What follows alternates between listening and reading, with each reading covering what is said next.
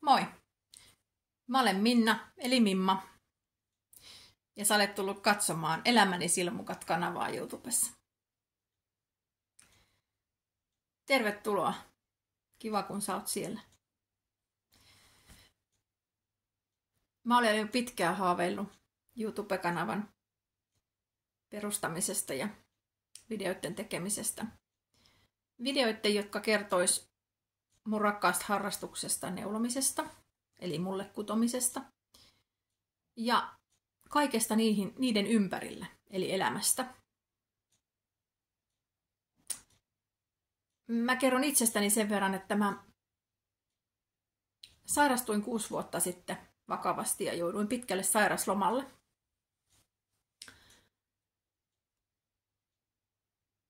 Ja siinä vaiheessa mä olin kutonut pääasiassa villasukkia.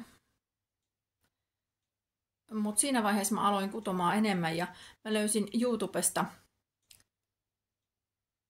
neuleaiheiset videokanavat.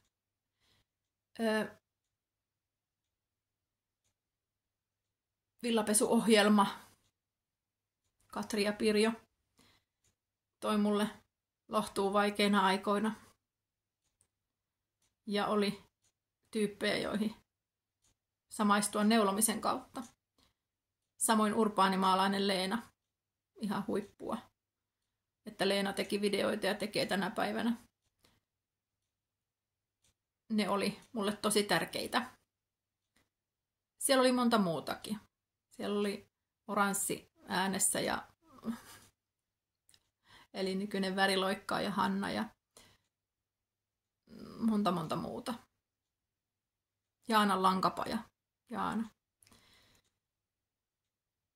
Ja silloin mä ajattelin jo ekan kerran, että oiskohan mustakin joskus johonkin tommoseen.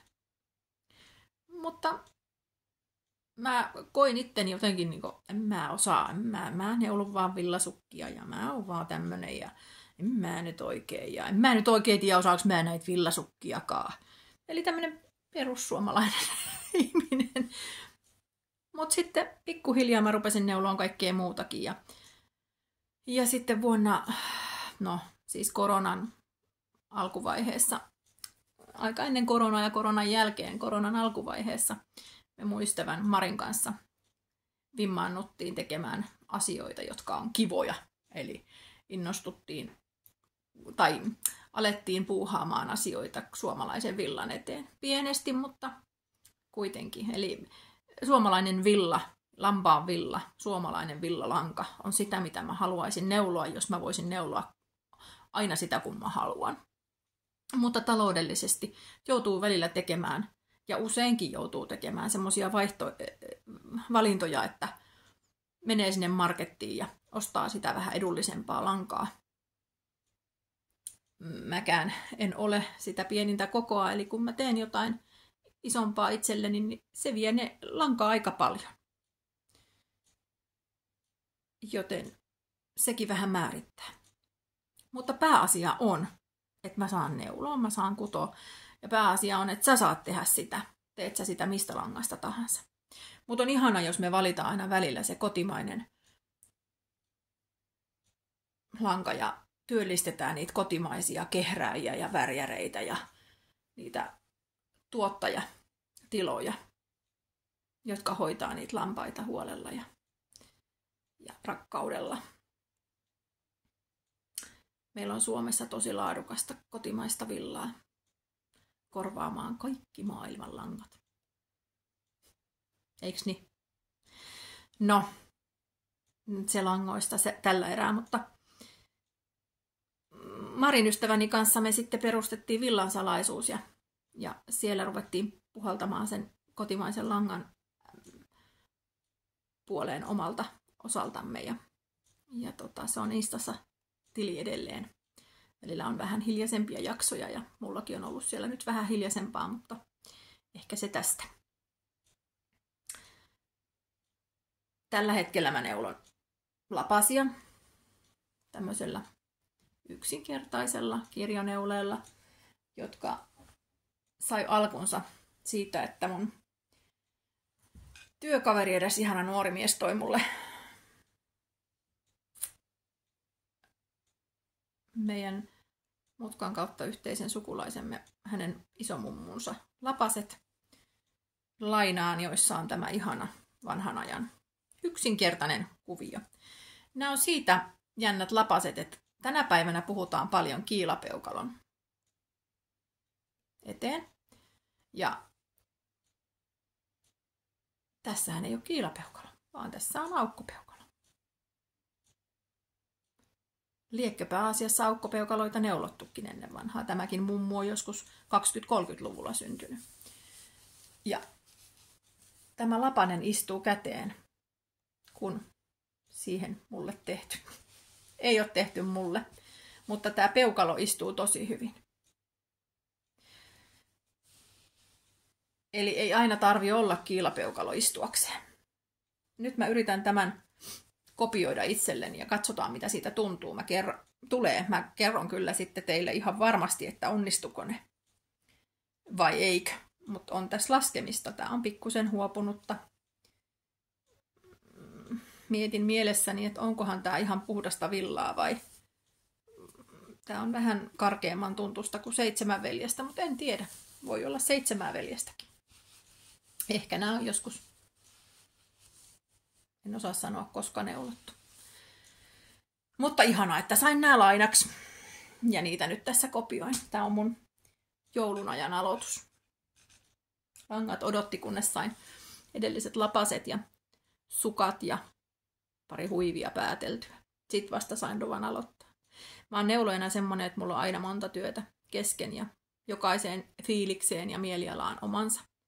On villapaitaa ja villahousua ja aina joku vähän vaikeampi huivi ja helpompi huivi ja yksinkertaiset villasukat ja ehkä vähän jotain koukeroisempaa kuviota myös. Eli monta työtä saa mun mielestä olla kesken. Kiire ei ole millään valmistua.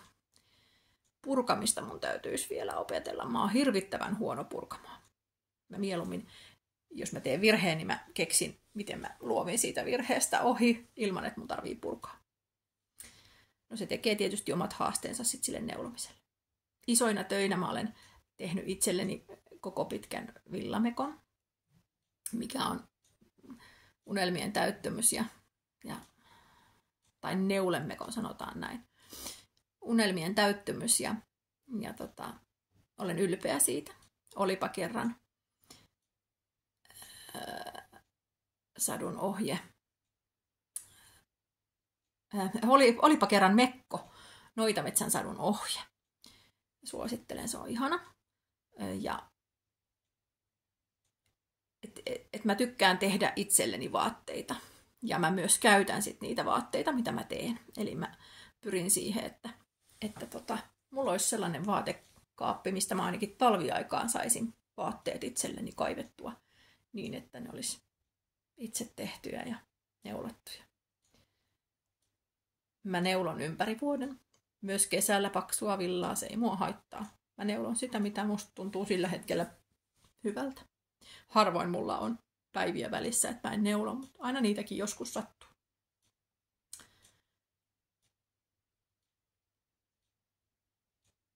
Mulle tää neulominen on semmoista terapiaa. Eli kun mä silloin sairastuin ja mä jouduin käsittelemään hirveän vaikeita asioita, niin mä käsittelin niitä neulomalla. Korona-aikaan oli paljon vaikeita asioita, mä käsittelin niitä neulomalla. Elämä on heittänyt mun eteeni ja elämääni aika happamia sitruunoita. Mä en ole päässyt helpolla. Multa on hyvin tärkeitä läheisiä ihmisiä kuollut ja mä oon joutunut kipuilemaan sitä menetystä ja muutoinkin ollut isoja haasteita elämässä. Ja niihin on aina jollain tasolla liittynyt käsityöt ja neulominen, kutominen. Kun mä silmukoita laitan toisensa perään, niin välillä niihin silmukoihin purraan surua ja kiukkua ja ärsytystä ja välillä niihin navotaan toivoa ja uskoa ja luottamusta. Jos mä teen jollekin toiselle, niin jokaiseen silmukkaan mä neulon siunauksen. Ja ajattelen sitä ihmistä, jolle mä sitä teen. Mä teen myös hyvän tekeväisyyteen jonkin verran. Eli kun pitkin vuotta kutoo sukkia ja lapasia, niin aina niitä sitten on johonkin mahdollisuus loppuvuoden puolella laittaa. Semmoisille, jotka ei itse kudo tai pysty kutomaan tai jotka tarvii muuten lämmikettä. Tässä tuli nyt pääasiassa mun höpinää. Niin kuin näitte, ei ollut tällä hetkellä fiilis näytellä minkäänlaisia neulomuksia sen kummemmin, paitsi näitä lapasia, joita mä nyt toivon edistäväni niin, että mä pääsisin näillä vielä vaikka johonkin lapashaasteeseen tuppukaliin osallistumaan. Kiitos, jos sä jaksoit katsoa loppuun asti, ja jos susta tuntuu siltä, niin tilaa kanava. Jos sä olet Instagramissa, niin mä olen siellä mimma.k.